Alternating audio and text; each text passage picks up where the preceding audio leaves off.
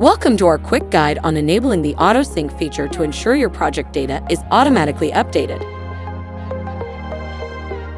Sign in to your CustomGPT app.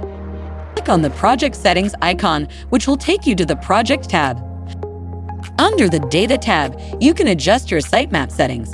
Here's where you can enable auto-sync. Auto-sync includes options like add new pages and remove deleted pages from your project. You can also set updates to occur instantly or schedule them on a basis. For syncing preferences, choose between instant synchronization for immediate updates, or schedule your syncs to daily, weekly, or monthly under basic settings, or specify precise dates and times in advanced settings.